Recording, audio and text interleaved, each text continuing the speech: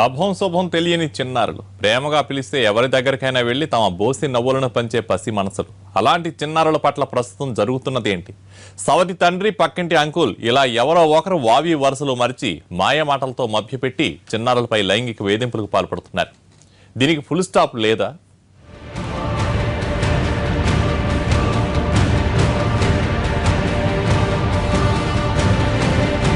కామంతో కళ్లు మూసుకొనిపోయి ప్రస్తుత సమాజమే తలదించుకునేలా ప్రవర్తిస్తున్నారో కొందరు దుర్మార్గులు.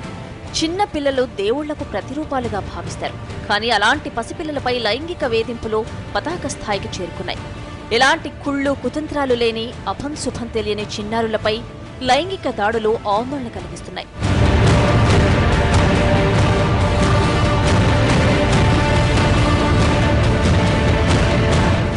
చాక్లెట్లు బిస్కెట్లు ఇస్తే చాలు అది కొండంత అనుకుని సంబరపడిపోతుంటారు పిల్లలు. తల్లిదండ్రులే కాదు, తాము నివాసం ఉంటున్న పరిసర ప్రాంతాల్లో ఎవ్వరూ పిలిచినా ప్రేమతో వెడతారు. వారితో సరదాగా మాట్లాడతారు, ఆడుకుంటారు. కానీ పిలిచిన వాడు తమను మరో ఉద్దేశంతో చూస్తున్నారన్న విషయం పాపం ఆ చిన్నారులకు తెలియదు. సరదాగా జాలీగా హాయిగా గడపాల్సిన వీరి జీవితాలు ప్రస్తుత కాలంలో మధ్యలోనే తుంచబడుతున్నాయి.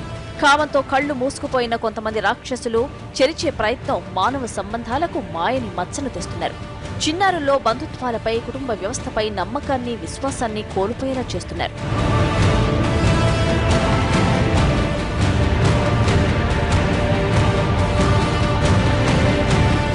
మూడేళ్ల నుంచి 12 ఏళ్ల చిన్నారుల వరకు లైంగిక వేధింపులు తప్పడం లేదు. దేశంలో ప్రతి ఏడాది 50% పైగా చిన్నారులు మానసికంగా, శారీరకంగా లైంగిక వేధింపులకు గురవుతున్నారని సర్వేలు బల్లగుద్ది మరీ చెబుతున్నాయి. ప్రతి 3 బాలికల్లో 2 శారీరకంగా వేధింపులకు గురవుతున్నవారే. అయితే ఇందులో చాలా మంది ఫిర్యాదులు చేయడానికి, ఇంట్లో వారికి చెప్పడానికి భయపడుతుండటంతో వెలుగులోకి రాని సంఘటనలు కోకొల్లలు. ముఖ్యంగా తెలంగాణ, ఆంధ్రప్రదేశ్, బీహార్, అస్సాం, ఢిల్లీ తదితర రాష్ట్రాల్లో చిన్నారుల్లో ఎక్కువ శాతం లైంగిక వేధింపులు కొనసాగుతున్నాయని సర్వేలు చెబుతున్నాయి. అయితే ఇందులో ఎక్కువ మంది చిన్నారులు మాత్రం తమపై జరిగిన దాడిని చెప్పుకోలేకపోతున్నారని సర్వేలు స్పష్టం చేస్తున్నాయి.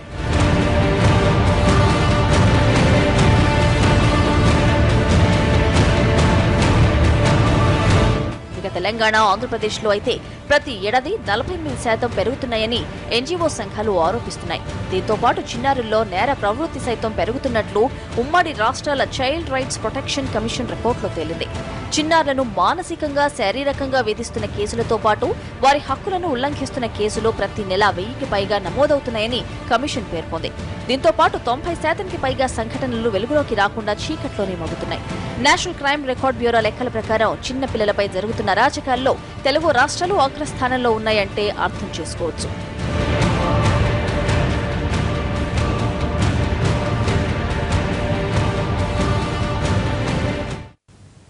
మనిషినన్న సంగతి మర్చిపోతున్న ఇలాంటి దుర్మార్గుల విషయంలో కఠినంగా వ్యవహరించాలంటున్నాయి మహిళా సంఘాలు. అభం శుభం ఎరుగని చిన్నారులకు ఇక భద్రత ఎక్కడుందని ప్రశ్నిస్తున్నాయి. చివరికి ఆడుకోవడానికి పక్కింటి కూడా పంపలేని దైన్యంపై ఆవేదన వ్యక్తం చేస్తున్నాయి.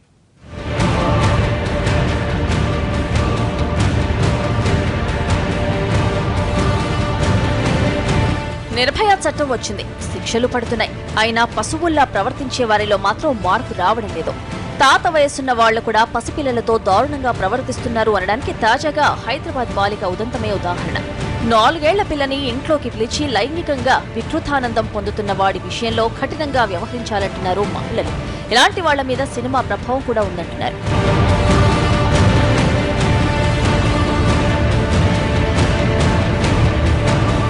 లైంగిక వేధింపుల కేసులో శిక్షలు కఠినాతి కఠినంగా ఉండాలంటున్నారు. ఆ తప్పు చేస్తే ఇక జీవితం ఉండదన్న భయం పుట్టిస్తేనైనా ఆగుతాయేమో అని అంటున్నారు.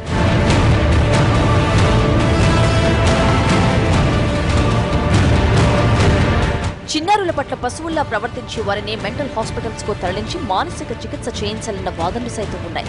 ఇలాంటి ఘటనల్లో బయటకు వస్తున్నాయి కొన్ని, అయితే చాలా వరకు వెలుగు చూడకుండా ఉండిపోతున్నాయి.